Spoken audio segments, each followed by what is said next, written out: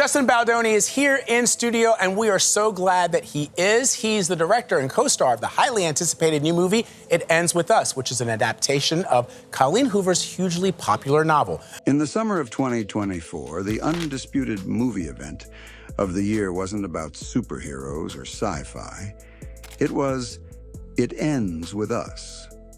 This film didn't just adapt a beloved bestseller, it detonated box office records and defied every single expectation. On the surface, this was the ultimate Hollywood dream. A movie that opened to a jaw-dropping $50 million and stormed its way to over $351 million worldwide, all on a tiny $25 million budget. It went head-to-head with a Marvel behemoth, Deadpool and Wolverine, and didn't just hold its own. It triumphed. It even created a Hollywood moment so rare, it's almost unbelievable. A husband and wife, Blake Lively and Ryan Reynolds, holding the top two spots at the box office. It was a cultural phenomenon and a financial juggernaut. But making it? That's a very different story. The narrative sold to the public was one of a high-stakes tightrope walk over a sea of fan expectations. But the real nightmare wasn't angry comments or online criticism. What if that public battle was just the perfect distraction? This is the story of how the pressure to adapt a cultural phenomenon ignited a secret firestorm of conflict, threatening to burn the project down from the inside and exposing the brutal reality of what happens when a passion project becomes a private war.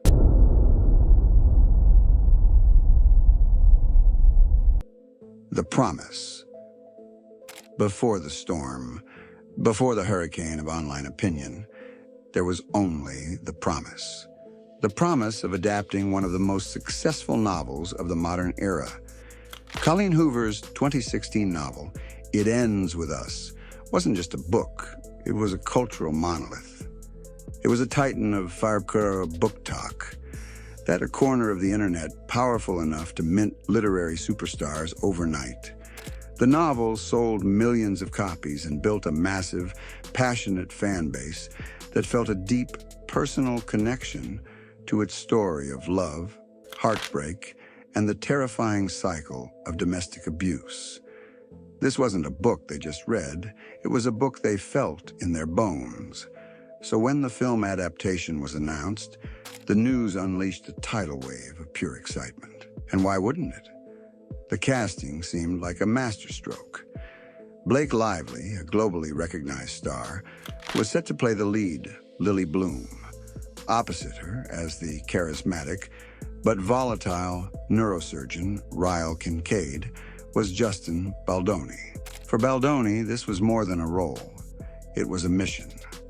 He wasn't just starring in the film, he was directing it, pouring every ounce of his creative energy into bringing this beloved and incredibly difficult story to the screen. With two hugely popular stars, a director driven by personal passion, and a built-in audience of millions, the film was seemingly destined for glory. The studio, Sony Pictures, was so confident they greenlit a modest $25 million budget, betting not on spectacle, but on the raw power of the story and its stars. On paper, it was a can't-miss, slam-dunk Hollywood fairy tale in the making. The initial marketing played this perfectly. Trailers promised a sweeping, emotional romance, strategically set to a song by Lively's close friend, Taylor Swift, a move guaranteed to electrify the target audience. The hype was real, the promise was golden. But as the world started watching, that perfect narrative began to crack. The scrutiny. The first signs of trouble didn't come from a nervous studio leak. They came directly from the heart of the fan base. The production's nightmare began as a relentless trial by public opinion, where every choice, from the cast to the costumes, was dissected, debated, and viciously attacked online. First, the casting. When Blake Lively, then 35, and Justin Baldoni, 39, were announced, a firestorm of outrage erupted. The argument was simple. They were far too old to play characters who are 23 and 30 in the book. This wasn't just a few comments. It was a deluge of criticism arguing that the age change fundamentally betrayed the characters' journeys. The backlash grew so loud that the author, Colleen Hoover, had to publicly intervene. In a stunning move, she essentially admitted her own book was flawed, explaining she'd made the characters unrealistically young. She confessed, "I didn't know that neurosurgeons went to school for 50 years. I messed up, so that's my fault." The author was forced to critique her own work to save the movie.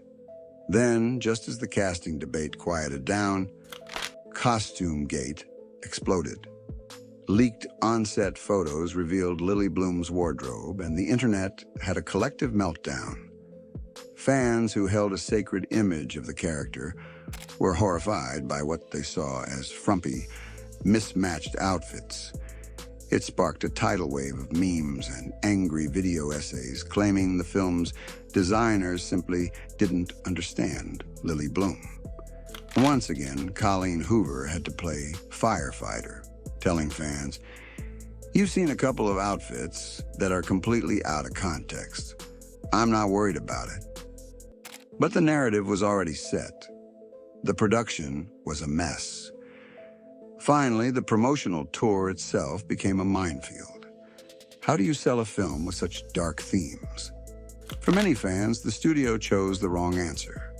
They attacked Blake Lively for what they felt was a tone-deaf approach to promotion.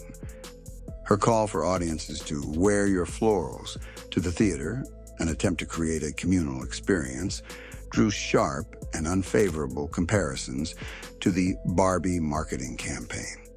To many, it felt deeply inappropriate for a story centered on the trauma of domestic violence. An uncomfortable tension was now visible to everyone.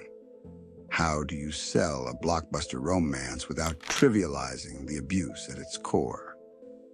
Navigating the storm. Facing a 24/7 barrage of online criticism, the filmmakers found themselves in a full-blown crisis before a single ticket was sold. This was a war fought on the digital front lines of TikTok and Instagram, and they couldn't afford to lose. Justin Baldoni, as both director and star, became the film's public shield. In interviews, he walked a razor's edge. He validated fan passion and their sense of ownership over the story, repeatedly stressing the immense responsibility they all felt. At the same time, he had to defend the film's artistic vision from being hijacked by the loudest voices online. His co-star, Brandon Sklenar, also spoke out, calling the constant criticism counterintuitive.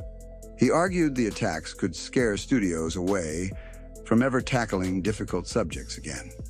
The entire strategy was a high-wire act with no safety net. The marketing had to sell a sweeping, epic romance to a mainstream audience, leaning on the star power of Lively and Baldoni. Yet they had a profound duty to honor the book's painful themes of abuse, a subject director Justin Baldoni was deeply passionate about. He often steered interviews away from the romance and toward the film's message, declaring on the premiere's red carpet, "This night is for all of the women this movie was made for." He was signaling to the book's true fans that they hadn't forgotten them. Meanwhile, Blake Lively, who was reportedly surprised and upset by the backlash, worked to pivot the conversation toward female empowerment. After the film's massive opening weekend, she took to Instagram with a carefully worded statement, "Thank you to everyone who came out to show that people want to see films about women and the multitudes." It was a victory lap, but also a subtle rebuke to her critics. The entire promotional tour was a grueling tightrope walk. They just had to weather the storm long enough to let the film speak for itself. The final verdict. So after all the months of online drama, the casting complaints, the fashion meltdowns, and the marketing critiques, what happened when the movie was actually released? It was a phenomenal, undeniable, earth-shattering success. In an instant, all the noise from the internet faded, completely drowned out by the sound of ringing cash registers. The film didn't just meet box office projections, it obliterated them, opening to a massive $50 million in North America. It went on to gross over $351 million worldwide, earning back its $25 million budget more than 14 times over. In an industry where doubling your budget is a win, this was a grand slam. It became the biggest movie of Blake Lively's career and one of the most profitable hits of the year. More importantly, the audience that actually mattered, the one buying tickets, loved it. The film earned an excellent A cinema score, a direct grade from the movie-going public that signals immense satisfaction. It also received overwhelmingly positive audience scores on sites like Rotten Tomatoes. It turned out, the loudest voices on the internet did not represent the general audience. The people who actually saw the film connected with it deeply. This incredible success was a powerful vindication for the cast, the crew, and Colleen Hoover.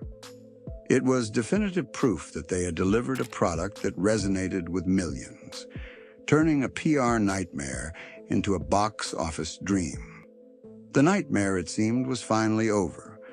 Or was the private one just getting started? The legacy. What then is the ultimate legacy of It Ends With Us? On one hand, it's an unambiguous story of incredible success, a modestly budgeted drama that defied the odds, conquered the box office, and became a true cultural event. It's the kind of story Hollywood loves to tell.